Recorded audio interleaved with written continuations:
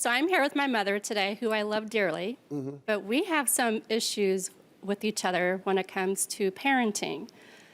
I would like to be the mother to my 3 teenagers without her giving her feedback or negative or any comparison. So how do I get my mother to just be a mother, and if I want to ask her a question or opinion, how can she just answer it without trying to compare anything in the past like against me, like whenever I grew up or anything like that?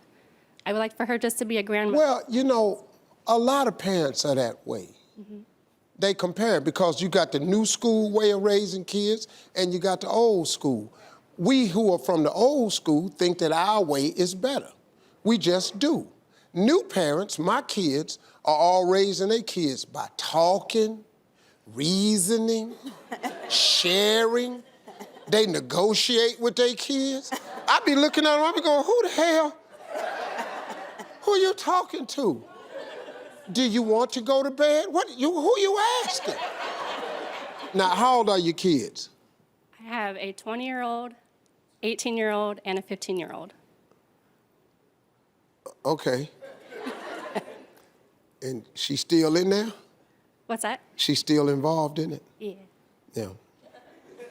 Okay, let me ask you a question. She's a great-grandmother? She is, yeah. Okay, let's give her that. Did she do a good job raising you? Yeah, I believe Yes. so. Oh, is that her? That's her. Yeah. Oh, hey, could you stand? Oh, well, listen. Oh, we can fix this right here. Hey, Mama, how you doing? Good. Good, good, good. You love your grandkids? Oh, all Yeah, she has a new style of raising them. Yes, she does. Yeah, you don't, and you particularly don't care for it sometimes. Oh, I've been good for the last year. Yeah, but let me ask you something. Let me ask you something now, Mama. Does she have good kids? Very good. See, so she Proud doing, huh? I'm very proud of them. Okay, so she doing something right. Yes. Yeah, see, you gotta let them have it. I think you've done a wonderful job as a parent. I think your mother did a wonderful job as you. Just gotta give her a little bit of credit. She did better this year. Mama gonna back up a little bit, because the kids, the 20-year-old, you ain't gonna be able to tell him nothing in a minute. The 18-year-old is in that phase where he think he know everything. The 15-year-old, that's the worst age. That's when they think they know everything. They're at their absolute stupidest.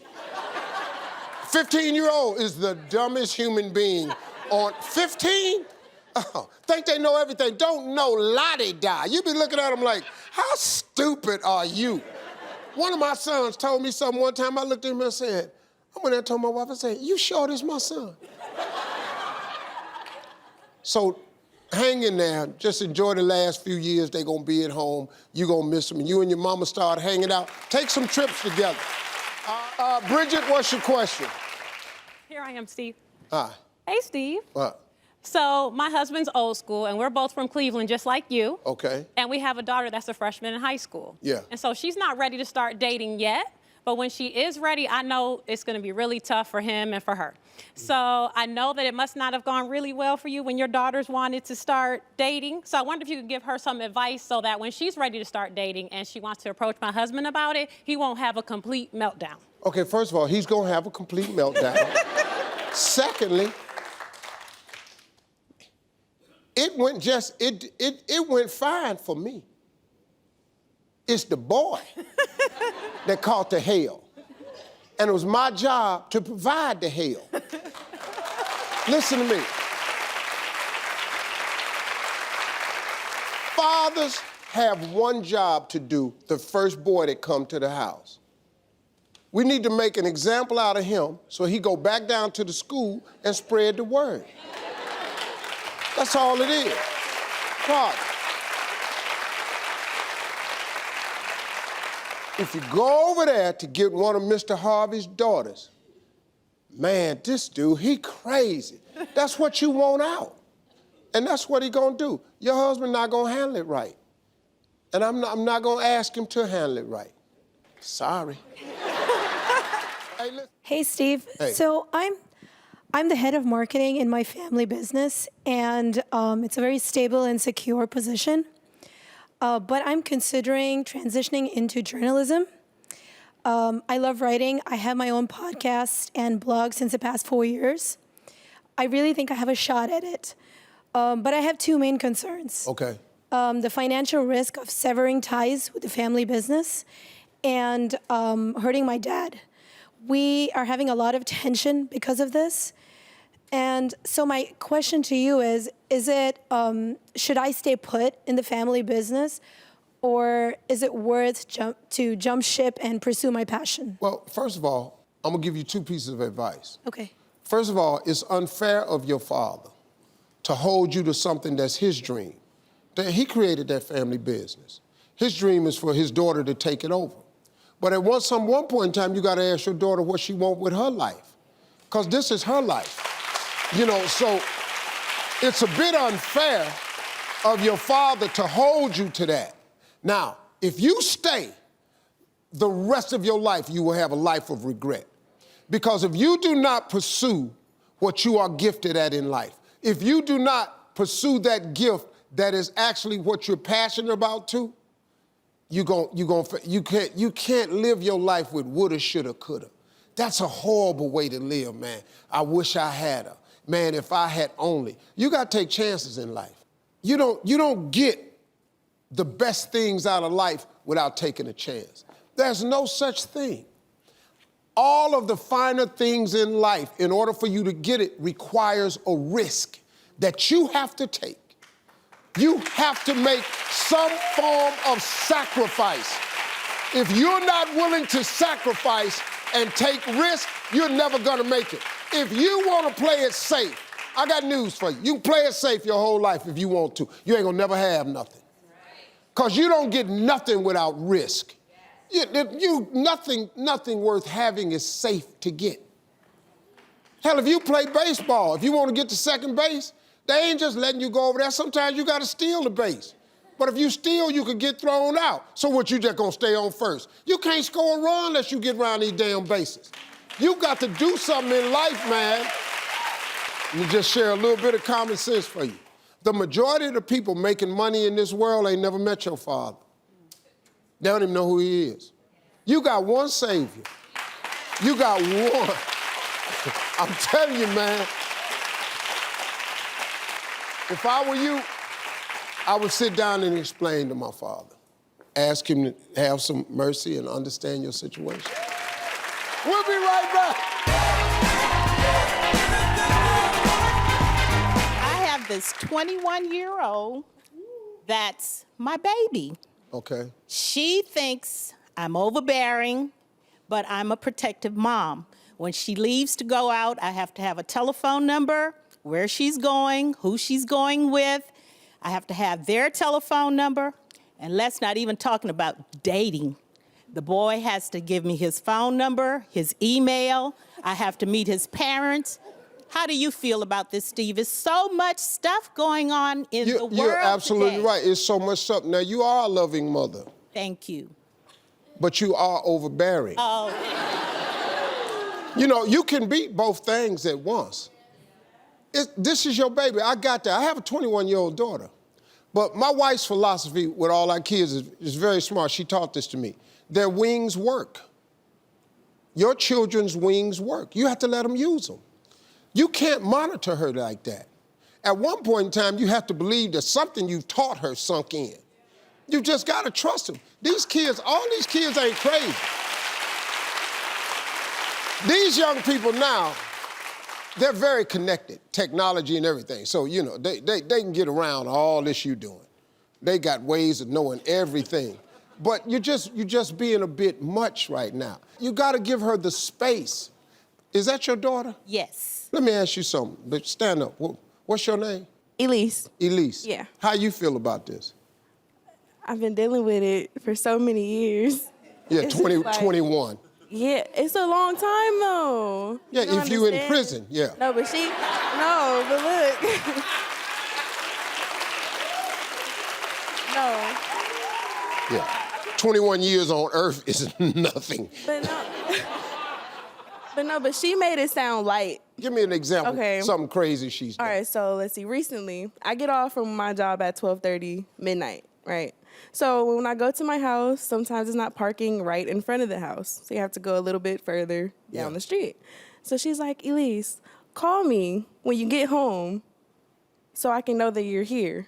So one night I'm like, you know what? Let me just do what she says. Let me call her. So I called. She said, okay, wait right there. I'm going to come get you. So she wakes up out the bed, wakes my cousin up out her sleep to get in the car with her to come, not even a block down, to drive to come get me. Right. Right. Right. You too much. You too much. Can I say I'm in love with her? I love her, Steve. You love her. I love her. You love her like a hostage.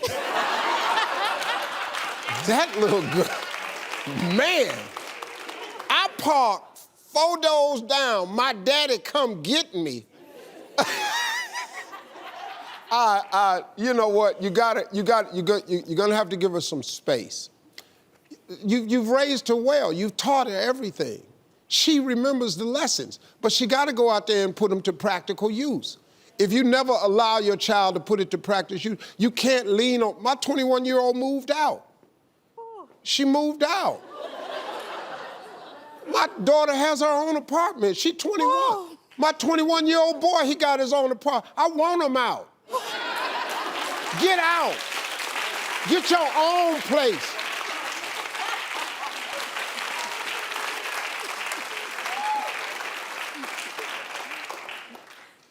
You gotta let her fly, okay? Thank you. All right, where's Lisa?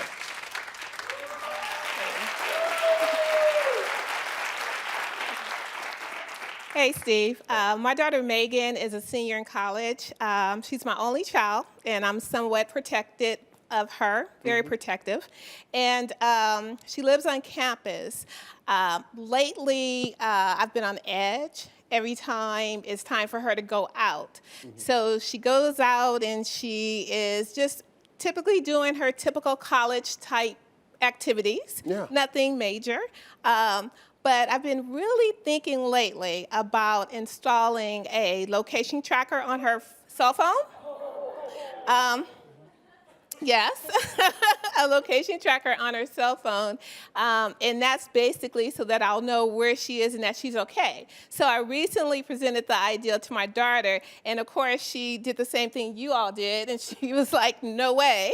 So Steve, how can I get her to understand that this is just for her own safety? Let me ask you a question. Where does she go to school? Pepperdine University. And where do you live? Marina Del Rey. Marina Del Rey. Yes. Marina Del Rey, she up at Pepperdine. That's out past Malibu. That's in Malibu, yes. Okay, cool. You got a device on her phone.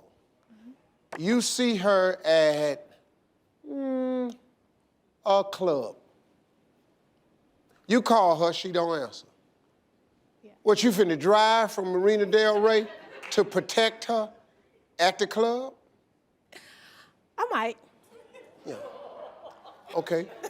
You're doing too much.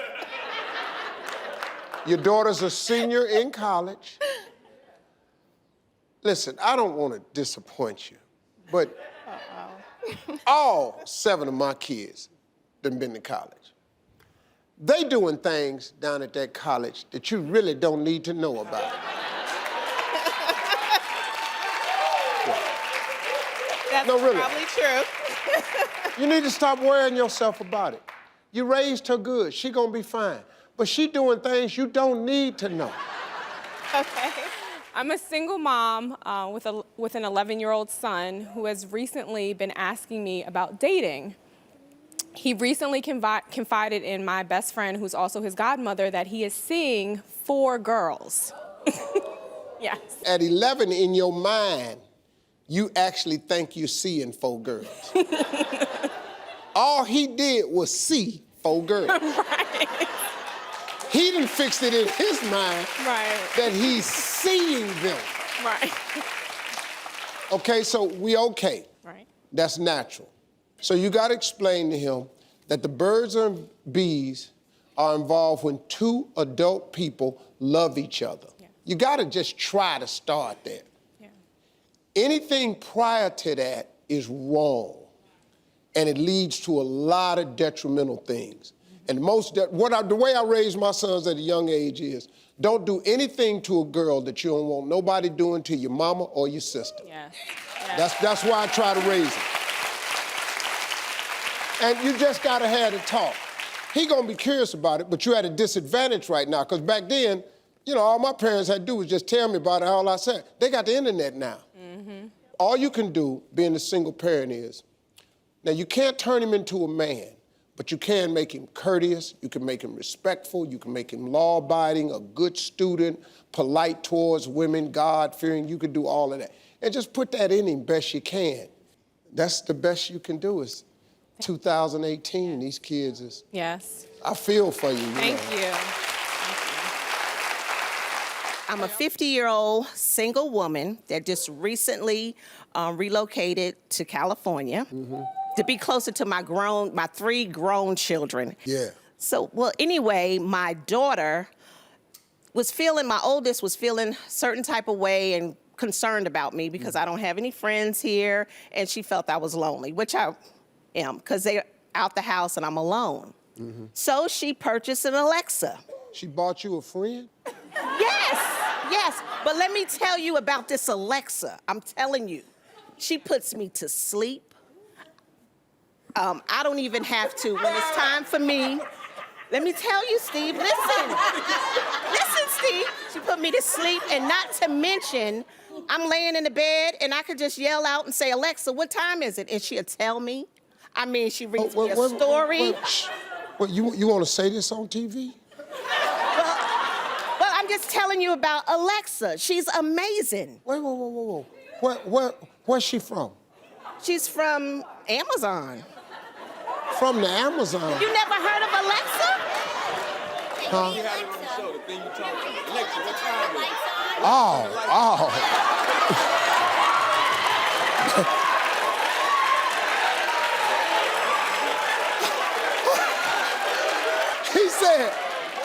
He said, Steve, he said, H, we had him on the show one time. That little can that you talked to. I thought her daughter had went to the Amazon and bought her a person back. And I'm sitting there going, is you crazy? You can't say this on TV. You can't buy nobody. And then she said, she put me to sleep. Let me ask you a question. Yes. Yeah. What is your question?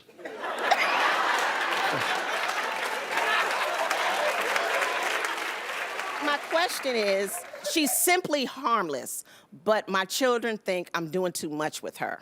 And so they think I need to unplug Alexa and just get a social life in California. Let me explain something to you. Sometimes Steve ain't got no answer for you. You need therapy. You need to go somewhere and talk to somebody. Can I ask you a question? Yes, sir. Have you ever heard this before? Just these 2 words. You crazy. Ain't nobody never told you was crazy? Alexa?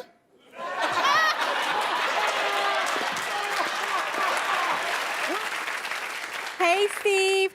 I have 14-year-old twin boys, and they eat like there's no tomorrow. Yeah. In fact, even if I've given them dinner, they're still eating 20 minutes later, Yeah. all throughout the night, morning as well. Yeah. But the problem is that they sneak behind my back and go into the kitchen, and they devour everything that is edible. Yeah. So if I fancy a snack at, say, 10, okay, closer to 12, and I go into the kitchen, there's nothing left for me, apart from wrappers, empty wrappers, and empty containers. Yeah. So, Steve, how can I get my boys to stop, A, sneaking into the kitchen and polishing up my food that I just bought maybe 2 days before? 2 days? 2 days. Them damn boys. Boys eat all the damn time. They don't stop. I know. They've been doing this since they were 7 years old. They're now 14. That's because they still boys.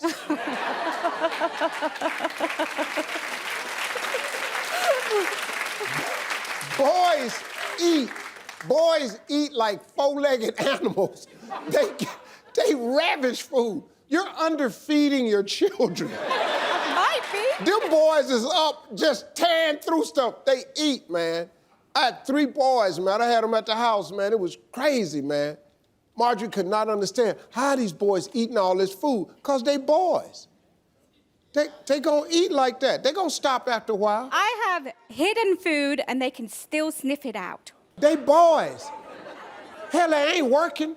No. So they got time to find secret hiding places. So I'm the oldest of 7 siblings, and it's 4 girls, and we have been very close since day one. But lately, things haven't been the same. Being that I am a successful business owner, and they say that I'm bougie because I don't want to take my kids to LA to experience what I experienced growing up as a child. Oh, you grew up in the hood? Yes, sir. Oh, okay, yeah. Being that I am a successful business owner, Right.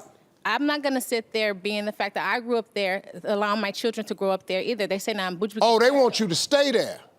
That too, yes. Oh, okay. Well, you know, you gotta understand, family, first of all, family is not like friends. Exactly. You actually pick your friends. You can't pick. Your family, you inherit them. They just come with the package. And all of your family members, you love them, but you don't have to like them. And I can tell you another thing. You can stop expecting all your family members to be happy for you. You can stop that right now. Sad, but it's it. Now here you done pulled yourself up. Yes, sir, I have. Got yourself a successful business. Yes. You moved. Yes, definitely. Because you wanted to give your kids a better life than the one you had. But What's wrong with that? Absolutely nothing. But now, because you done had to leave somebody behind, now all of a sudden you bougie. Yes, sir. See, I done had that same thing. But then people are all like, oh, Steve, you get some money. As soon as you got some money, you moved out the hood. You damn right. Bye. Bye. I love it. Best food I ever had was in the hood. Best friends I ever had was in the hood. Best church I ever went to was in the hood. Best lessons in life I ever learned was in the hood. The hood been good to me. It made me who I am today. Look, you want to sit around with your family for holidays, right? Yes, sir. Holidays about family. So let them have whatever they want so your kids can know them and know who they Say family. that I'm wrong for that and that I need to apologize. Should I stand my ground, or do I apologize for not wanting to take my kids through the same thing that I went through, since I'm bougie? No, you're not gonna have to apologize for that. Every parent that's worth being a parent wants their children to have a better life than the one they had. That's the rule. My kids didn't grow up like me. I didn't want them to. They don't need to know what I know. They can't, my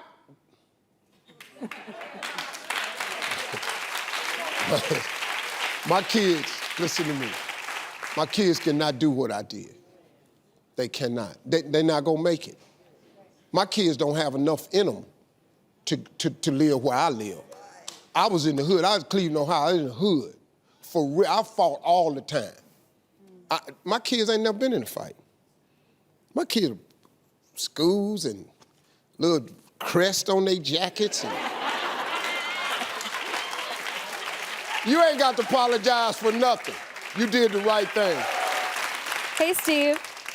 So my dad just retired after being a police officer for 31 years, and now he has all this free time, so he's starting to wild out a little bit. Like the other day, he decided he just wanted to go and drive to New Mexico, so he drove 13 hours over there. He's talking about wanting to buy classic cars, so I'm kind of worried that he's gonna be dragging us along on all of his crazy adventures for a long time, because he's only 57. So how can I get him to tone it down a little bit on the retirement activities? Tone it down? Yeah. For what? He's getting crazy.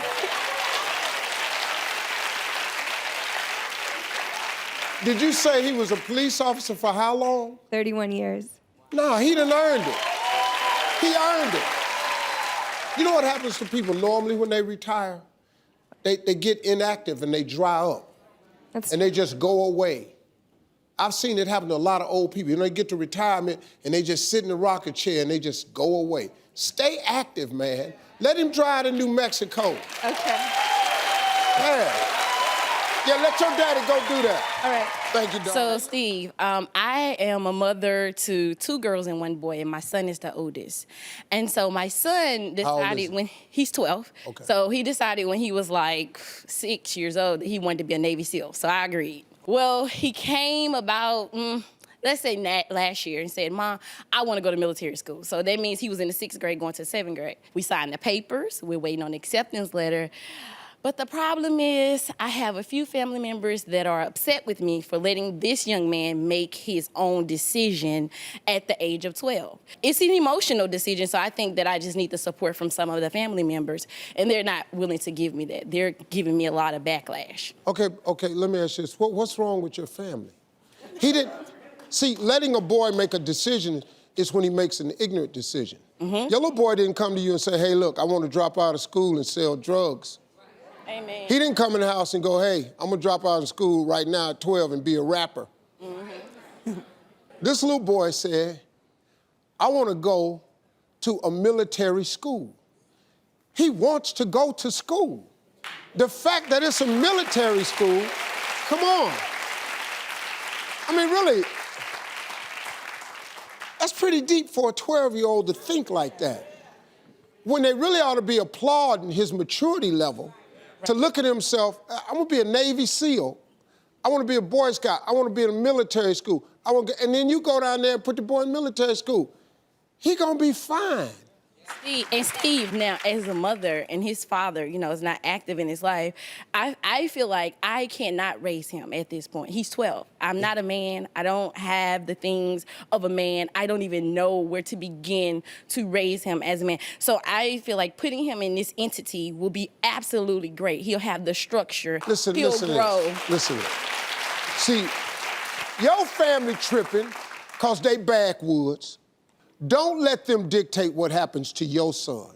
If your son wants to be special, if your son wants to be a Navy SEAL, that could be his calling in life. He may know something they don't know. What they want the boy to be? Bet they don't know. I guaranteed you they don't know. They don't know what they want him to be. That's keep him here. Keep him here and do what?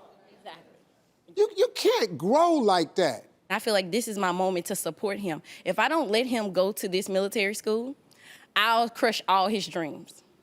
Why would you crush his dream for a bunch of people that ain't got no dream?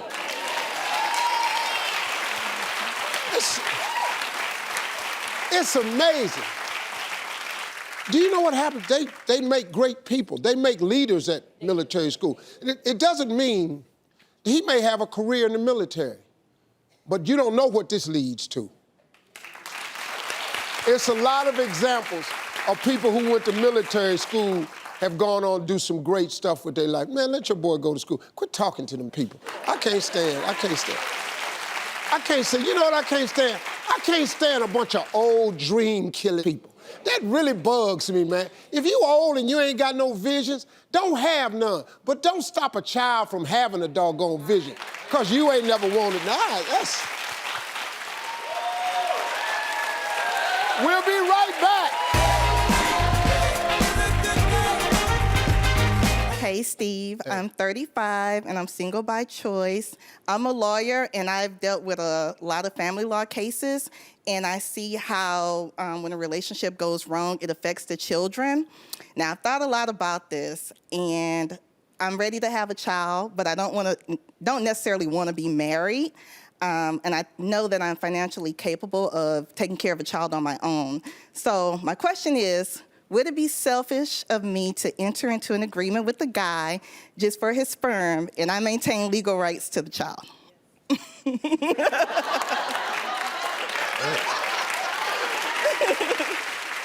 Okay, just here's the deal. Being a single mother is hard. It's challenging, man. Now, if you want to enter into agreement, you can do it. But let's think about the child for 1 second. The child is going to have to answer some questions. Where your daddy? At the PTA meeting, where your daddy? At the father-daughter dance, where your daddy? At the Cub Scout and Boy Scout meeting, where your father? I just, if you want to do that to the child, are you an only child? No, I have 2 other siblings. Okay. Do you have both? Did you have both parents? Yes, I did. Worked out great? I'm assuming it did. You're a lawyer. I love my parents. Yeah, you did real good. So you have to think about that for the child. Right. Now, also, here's the other thing I would say to you. Just because you're a lawyer and you've seen a lot of things that happen when families break up and what happens to the child, doesn't mean that yours is gonna break up. Right. Yeah. So I wouldn't make a decision based on fear. You know what I mean? But let me ask you this question. Now, this is personal, has nothing to do with the baby. Okay. Have you ever wanted to be in a great relationship? Of course, yes, sir. Yeah, so why don't you go do that? You're an attractive woman, you got your stuff together. You know, you could probably do that. Now, if you don't do that anytime soon and you want to have the baby now, then you got to make some type of arrangement like you're talking about. Right. But I would have a sperm donor that wanted to be active in the baby's life.